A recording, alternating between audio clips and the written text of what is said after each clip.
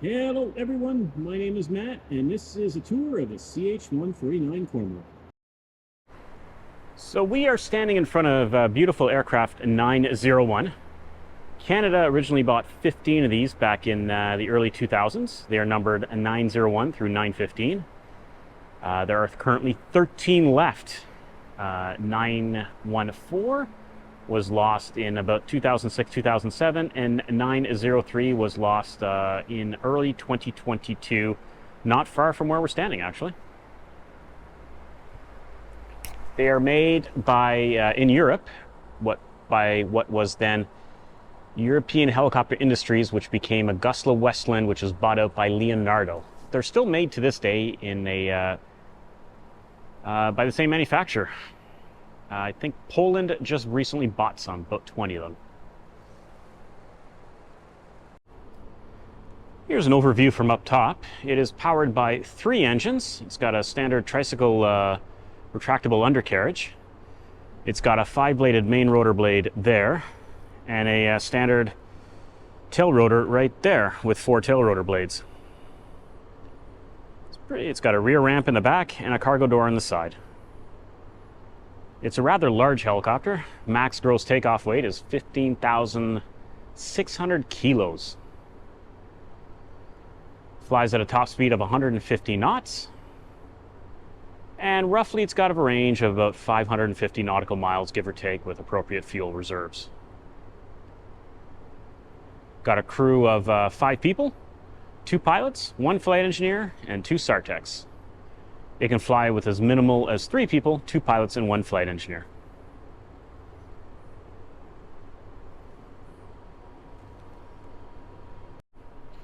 Not a big selfie type of guy, but here we go. So we're underneath right now is the horizontal plane, horizontal stab. It just creates a bit of stability. Walking underneath, we're heading towards the cargo door we normally enter. This is the main tail boom. It's comprised of both carbon fiber reinforced plastic, as well as normal aluminium here. Going inside the belly of the beast, we've got this big, nice ramp. We can fly with the ramp open as it is now at a speed of 60 knots, or it can become level, which is to say right about here, and we can fly at almost any speed with that open. These cargo shelves right here would be where we keep our own personal kit, overnight bags, survival bags, immersion suits, dive gear, and anything else we might need. It's kind of empty right now because all the SARTEC's gear isn't around. This is the basket. As we talked about in some other videos, this is where you would recover someone who is, I guess, moderately injured or in the water. Someone who is ambulatory, someone who can still walk, but does have some injuries. Those are a couple spare stretchers, which we can assemble should we need it. As well as there's our 2 guidelines that are located in these bags. You can kind of see a glimpse of it there. Again, patience with me. I'll be doing a video shortly, hopefully, on how to make a guideline. You guys seem to be very interested in that. Moving along, these are extra passenger seats. We also have 4 additional ones right there. They can just be slotted into the floor. The tracks here are all modular.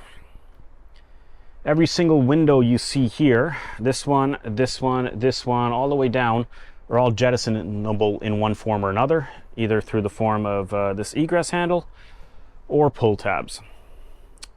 We also have AC power, handy for charging stuff. This is the stretcher area where the patients would go. That is a completely removable stretcher. It can be wheeled on and off, kind of handy. Moving along here, we've got, what is that, some oxygen. 3 oxygen bottles. This is our primary cabinet. Now I'll try to get you away from the light there. Top 2 shelves are just aircraft equipment, so some very basic maintenance stuff. Here's some survival bags, camp gear, basic stuff. And 2 bottom shelves are the SARTEC gear, penetration kits, extra rope, mountain gear, all sorts of other stuff. I'm not exactly an expert on all this. I'll see if I can get a SARTEC to explain this all to you one day. Here's our two Sartec search seats. These seats move forwards and backwards, and they also rotate so that you can go into the bubble window. And in the bubble window, you get a nice big all-around view of the helicopter. Look at that.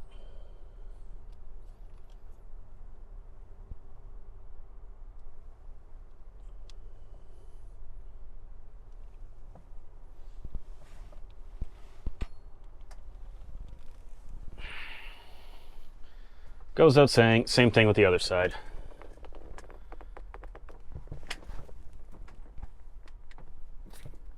You can even see the hoist there, cargo door, sponson, and a landing gear. So very good search windows.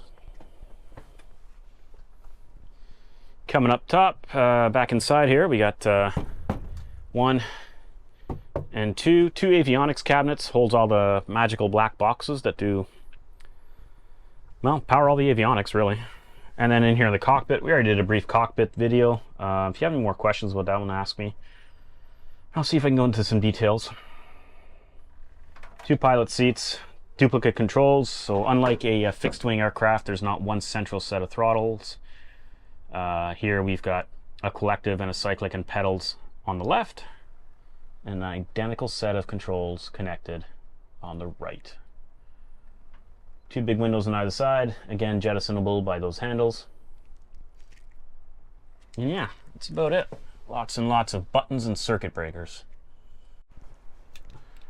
I forgot to mention as well, each Sartec and flight engineer have their own radio comms panel, so they can reach out and communicate on their two primary radios or satellite communications or their intercom, as well as they can set up their own private intercom in the back so that when they're talking medical stuff and dealing with the patient, they're not interfering with the intercom that the two pilots are on. We use that a lot.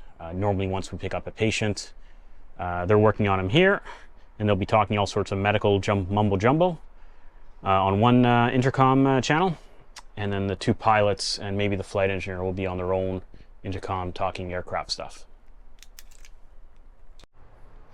All right, in the back again, this is where the flight engineer lives. This is his seat. Above him is their Stokes litter. This is what we use for the most critical of patients. It's stored up top here, but when we need it, it just comes down. As well as we've got our two horse collars right here. These are what we use for the least injured patients. People that would be like lost hikers or family members who are going with us. It's basically uninjured people. And up here are all the hoist controls. You got a couple cable cutters.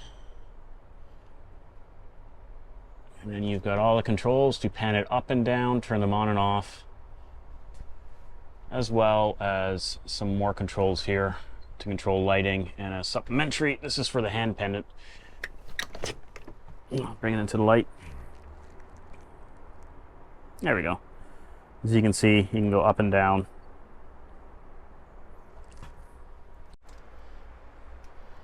Right there, I got a flashlight now, is the hover trim control. So this is where the FE can actually fly the aircraft.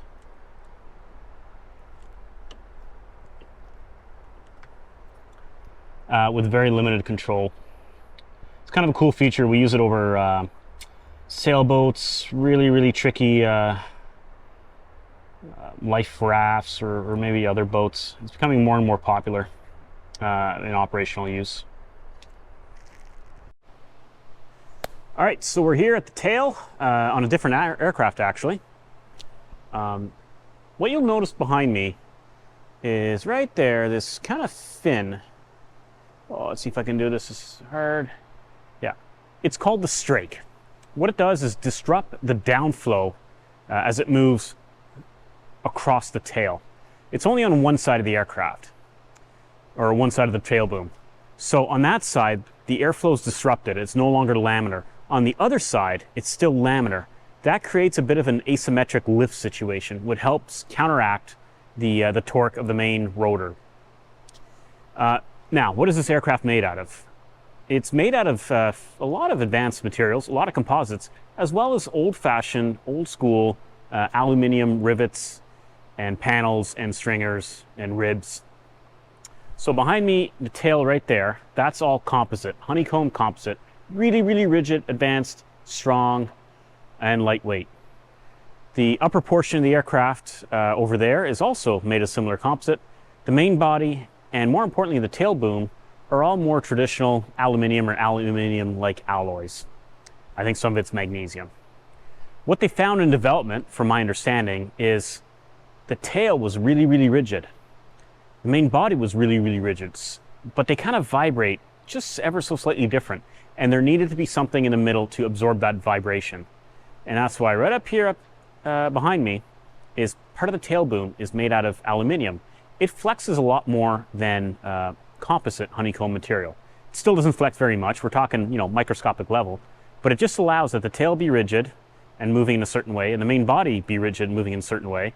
And in the middle, it just flexes ever so slightly enough to absorb that vibration. Let's go take a closer look. Okay, we're underneath the tail. As we talked about, composite, really, really strong and rigid. Aluminum, strong and rigid as well, but perhaps not quite as much. Here's a giant rondelle, and if you look, it matches. That's because this is a part of an aircraft that we cut out not too long ago. And inside, you'll see what a Cormorant looks like, or how it's made. So it's just kind of old-fashioned. It's just rivets and stringers and ribs. This is how they've been making aircraft for 50, 60 years now, and it works. It's just only been recently, in the last 20 years or so, that they've kind of moved away from this in airliners and whatnot. But as you can see, the whole panel will flex a lot. This is flexing. Now, the structure itself won't flex as much as this because it's intact. This is just a cutout. The whole is stronger than the parts, if you will. But yeah, it flexes a lot. Whereas this part right here, this is a part of a tail. This is all composite. And if we bring it closer, you'll see it doesn't move whatsoever. This is really, really, really strong. And inside, it's just this honeycomb structure. And you can actually just poke your finger through that and bend it. This is very weak on the inside, but the sandwich effect means it's very, very strong. It's also very lightweight. So yeah, this is super, super strong, no flex whatsoever to it. Yeah, that's kind of what the Cormorant is made out of. Panels like this, and panels like that. Moving along, this big black towel bar looking thing you see above my head is an HF antenna. HF stands for high frequency. It's a form of communication. It's got several disadvantages. It's very hard to get a hold of someone. Communications are very distorted, not very clear. It all around is just generally hard to use. But it does have one distinct advantage. It is not line of sight, which means you can talk to someone on the other side of the planet on this. Now that we have satellite communications on the aircraft, we don't really use this at all. In fact, I can't even remember the last time I used it for something other than just testing to see if it works. I believe in the new Cormorant, in our upgrade, this will be removed. And there as well, you can see is another bevel window in the back corner. Not used very often in searching, but it will be used in confined area landings, just for the SAR-tech to stick his head in there and then see kind of how clear the tail is. There's that bubble window in the back corner, and as you can see, it's got a very nice view of the tail. This is the sponson. It's actually hollow. In it holds our landing gear. Landing gear is retractable. It'll just fold up in behind me and go up into the wheel well. There's two storage lockers, up top here and up top there. This is our fuel jettisoning hose. This aircraft is capable of jettisoning fuel. As well as this squishy little bag in here is a float, a ginormous flotation bladder is in there. Should we activate it manually or come in contact with the water, as in the case of a ditching, it would pop out above my head and you'd see this big orange floaty attached to the sponson. There's one on this side, one on the other side, and two on the nose. This would allow the helicopter to theoretically float in the water. Problem with that is all the float, if you know anything about buoyancy, all the flotation is at the bottom and all the mass in the form of the transmission and the engines is up top. This means that helicopters, when they ditch on the water, have a tendency to, say, flip upside down. And that's why once every 2 years, we have to go to a special pool in Halifax that's got a helicopter simulator that they crash into a pool of water and flip on purpose, and then we have to practice egressing out of it. Yeah, it's a lot of fun. Let's take a close look inside. All right. As you can see, it's completely hollow in here. You got the landing gear there, struts, brakes, hydraulics. There's the compressed air that would power those floats, but the rest of it is completely hollow. What you do have is this ginormous oleo shock absorber landing gear. This thing can absorb a heck of an impact. We're rated to land upwards of 700 feet per minute without any damage. As soon as we take off, this landing gear, the whole oleo, if you will stroke downward, something like 2 feet. Yeah, it's got pretty killer suspension. Under the rest of the aircraft is just a belly, some antennas, and a couple lights. There's some intakes for the air conditioning pack. That's about it. Nothing really special about the belly of the chopper. It's just normal. All right. So yeah, there's the top part of the oleo. As soon as we take off, this will go and retract and all the way down. This little gray schnub up top will be all the way down there. So that's a lot of stroking you can do. This is one of the storage panels we have. Nothing special about it. The chocks actually get put in here normally. That's about it. Move along. Night sun. Cool. It's used for searching. This thing can gimbal and turn all the way around. It's controlled by the inside. It's very bright, very handy, very cool. Up here is the caps for the fuel tanks. There's 1, 2, 3. A fourth one is buried inside that sponson. If we were to be gravity refueling, that's how we would do it. We'd pop off all these caps and slowly refuel. Normally we try to high pressure refuel on the other side, which is to say like a central point of refueling. You only put in fuel at one point and it distributes itself to the 5 gas tanks we have aboard. There's that fantastic bubble window. There's the opposite view. That is the other flotation bag at the nose. There's the cockpit. Yeah. Those 3 silver things are the static ports. This aircraft has 3 pitot-static systems, 1 completely old school analog, and 2 that are that feed 2 digital air data units or air data computers, whatever you want to call them. Part of that pitot-static system are the pitot tubes. These are heated and incredibly sharp. And there is the nose gear. This thing this is hard. This thing can actually steer. So right now, this pin is completely retracted, which means this nose gear can gimbal. And it's how we would do it when we tow. The tow bar is attached, as you can see here. The tug would attach to it, and it'd pull the aircraft out and can steer it all around. Once we're on our own on the ground, this pin fits into that detent, and through a button in the cockpit, we can steer this thing some 45 degrees left and right, give or take. I forget what the actual degrees are. And that's how we steered along the ground, is through a button in the cockpit. And it's kind of like a car in the way it maneuvers around the aircraft. Tilting up head, we're just looking straight up now. Those are the 2 pilot searchlights. They are completely steerable and independent. Each pilot can turn them on and off as they wish and steer them left, right, up and down as he wishes as well. The little probe you see off to the side right here is a temperature probe. There's 2 of them. There's usually at least 2 or 3 of everything on the Cormorant.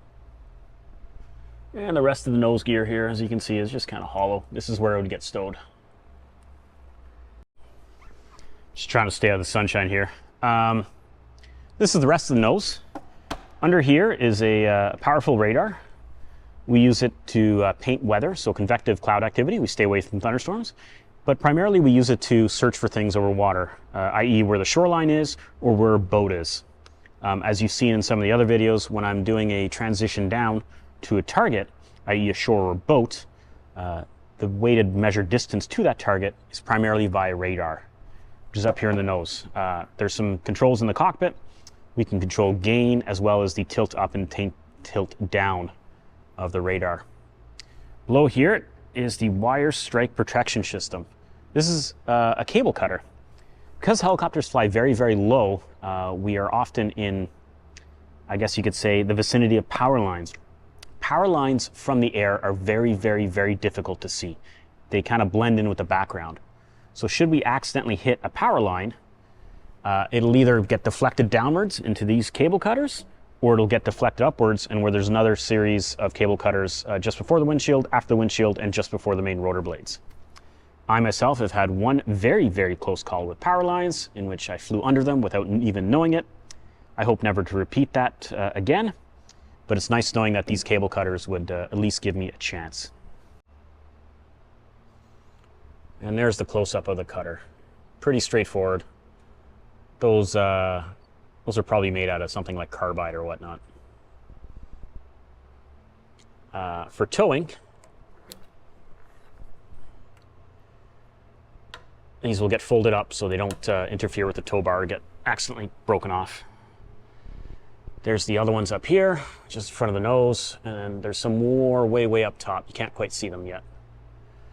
But the rest of the nose, those are our two beautiful windshields. These are actually structural. They carry a load path of the aircraft. So they're epoxied in or adhered in, as well as they're heated. I don't know if you can see the two little wires right there. Oh yeah, there's a good stretch. So these windshields, they remain free of ice in flight, which is very, very important. Allows us to see as we're flying through known icing conditions. A couple windshield wipers with windshield washer fluid. Pretty fancy. There's the other pitot tube in the pitot-static system. That right there is actually where the windshield washer fluid goes. It holds 5 liters, and the warning light will come on at 1 liter. Don't ask me how I know that, but I do. Other flotation bag. This is where you'd put ground power. Just like every other aircraft, you can plug it in when you're on the ground, power up systems without having to spark up one of the engines or the APU.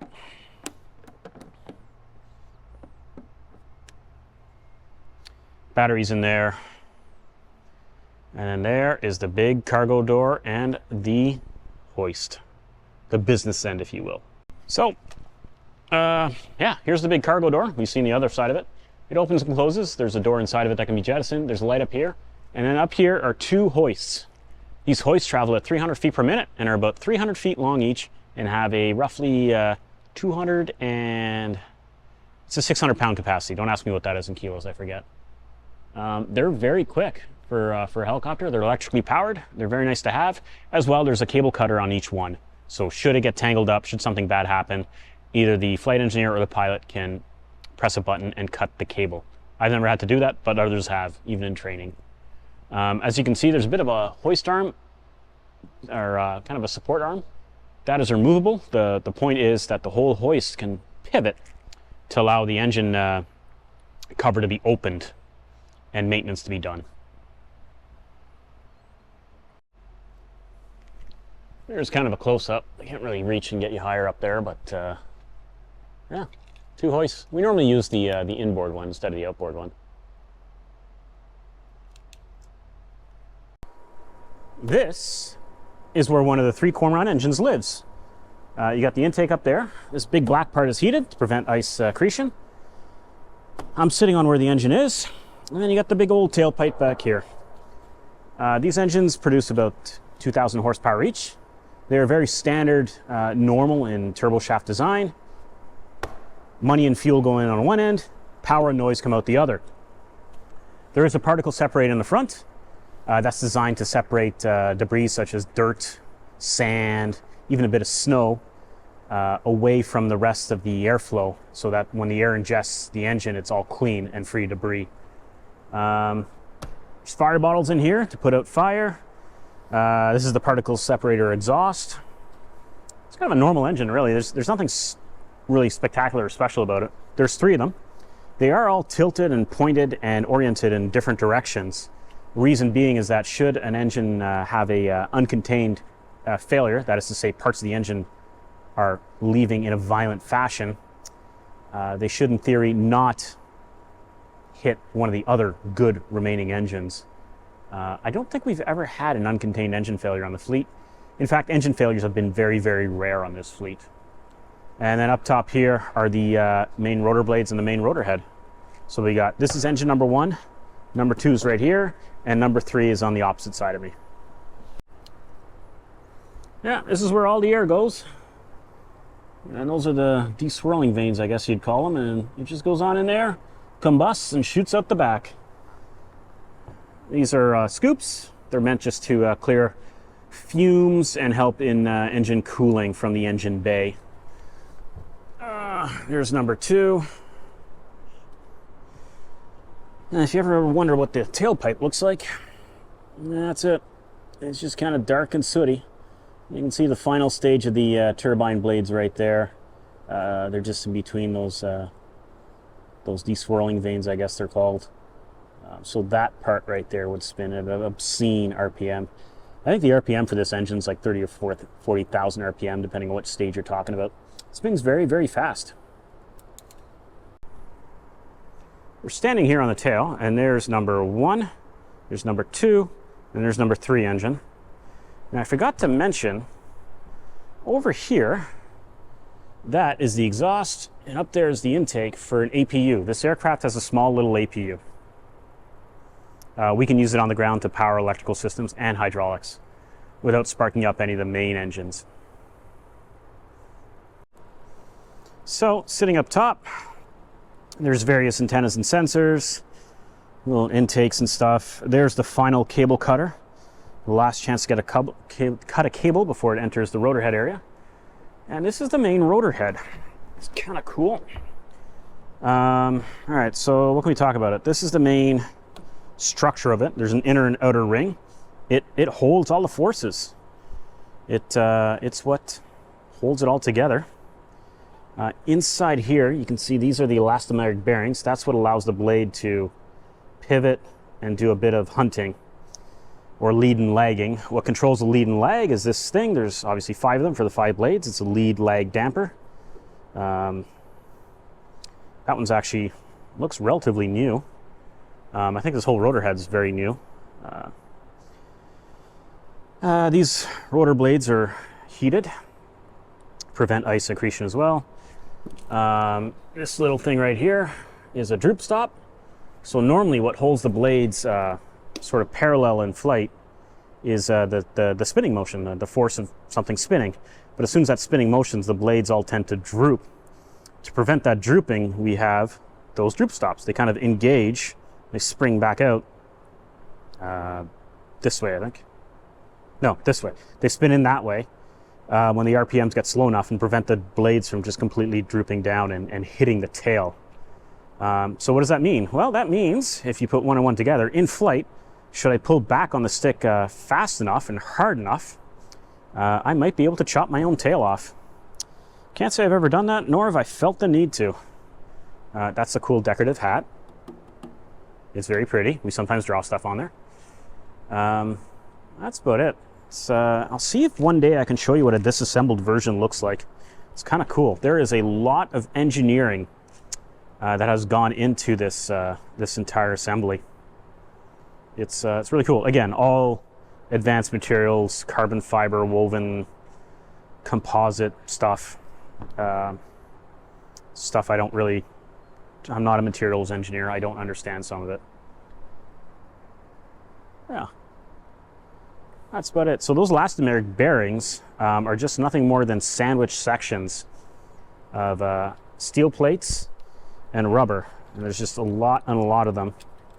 And they are incredibly rigid, but they do allow flex. That being said, there's no way a human can flex those. We need hydraulics to power them. So without hydraulics, this aircraft can't function. That's the top end of the pitch link. That's a spherical bearing. It is made of ceramic. There is no play in that bearing. They last a very long time without any play. They're really kind of cool. I don't know if I can move it. Yeah, it's just super, super smooth to move, and there's no play. Beautiful things. This is the main tail rotor blade. Keeping with the theme of this helicopter, as you can see, it is not small.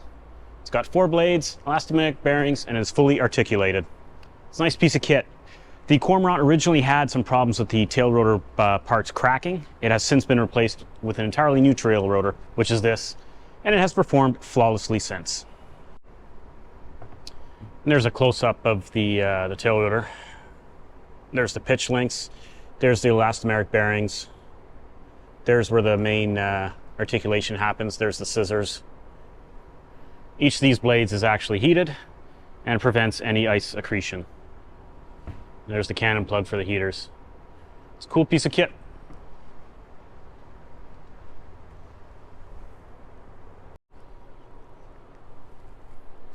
Cool feature, this guy, the BAU, or Beacon Airfoil Unit.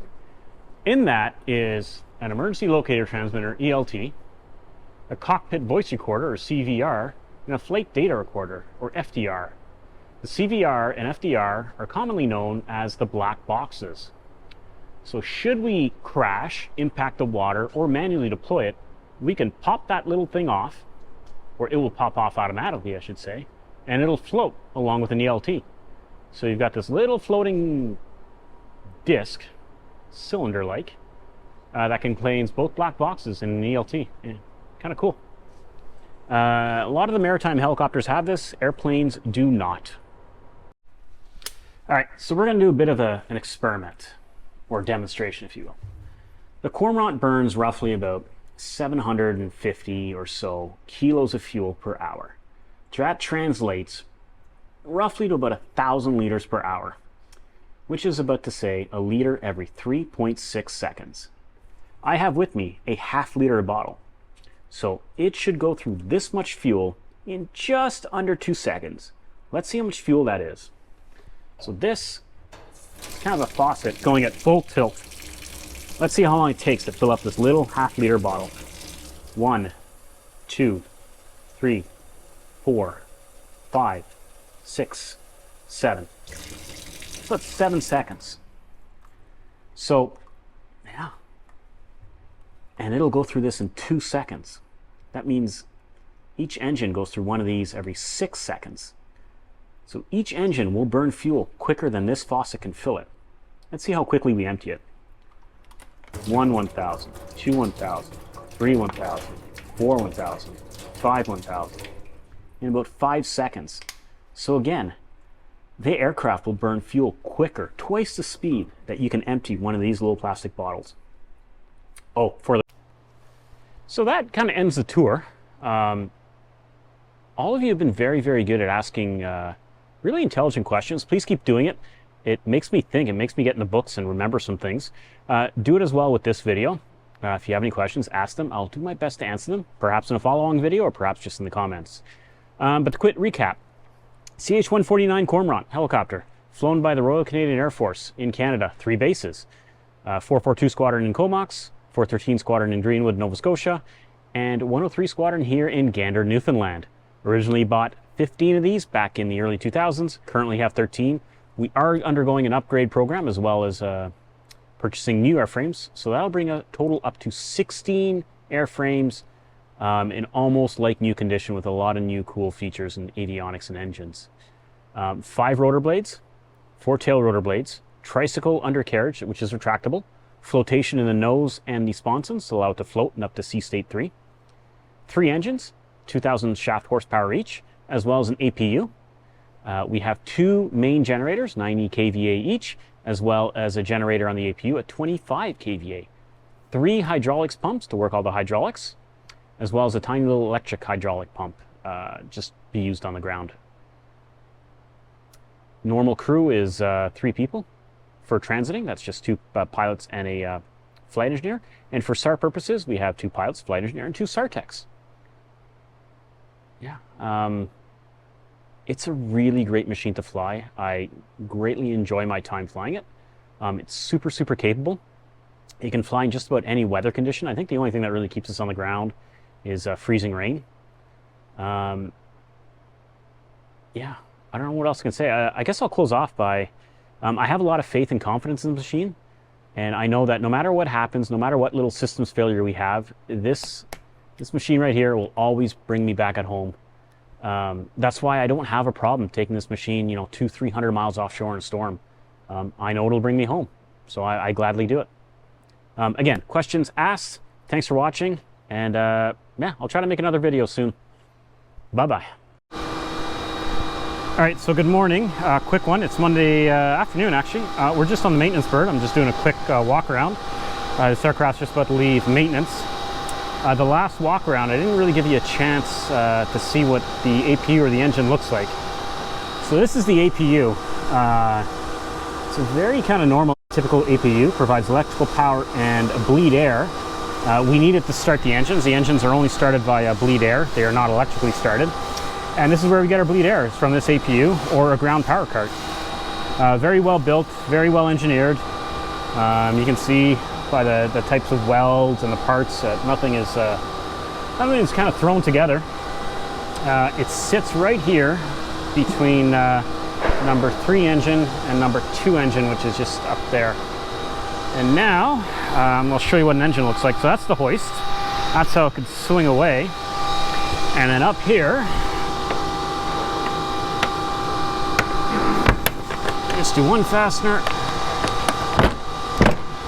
2 fasteners, and the engine bay opens up. And you can actually stand in here, and that's how we work on it when we're in flight and we don't have this big kind of gantry around us. And this is what an engine looks like. Exciting. I don't know what a lot of this is, but I'll see if I can point out. So this is where bleed air comes from. That's the starter. That's where the oil goes. That's kind of the bit of a transmission that powers the oil pump and the fuel pump and everything else. Air comes in through here, gets compressed, fuel's mixed in, it's ignited, it's burned, and out it goes. I might have not gotten the right spots. These are the main fuel injectors here. That's a fuel injector rail. There's actually a pipe inside of this pipe. So if the inside pipe bursts, the outside pipe still holds fuel in there. This is a fire wire. That's how we detect any fires, as well as optically. This is where, right here, this little kind of thing, is where fire suppressant or extinguishant would be thrown out. It uses halon, I forget the number, either 1210 or 1311, whatever the gaseous one is. And there's another one up there. That's where we fight the fire.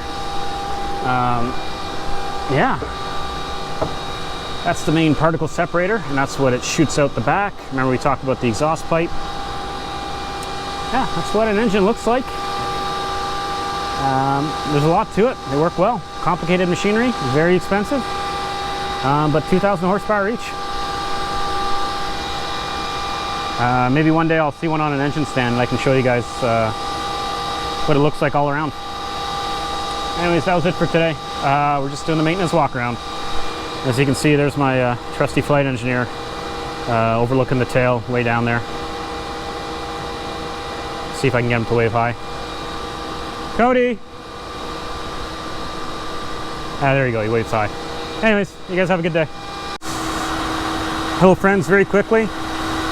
These are what bolts look like. These are the bolts that hold the blades on. 2 of them per blade, and that's it. That's all that holds the blades on. But they're quite large. I can't touch them because I don't want to contaminate them with my finger grease. But as you can see, these are kind of monsters. I believe they're also hollow-ish, and the weights go in them for the blade bouncing. Kind of cool. One of the panels is off the avionics cabinet, and I wasn't joking around. There's just black boxes in here and lots of wire with some very, very loud cooling fans. That's it. Just avionics. If anything goes wrong, they just rip out the box and put in a new one and then figure it out later. They're called LRUs, line replaceable unit.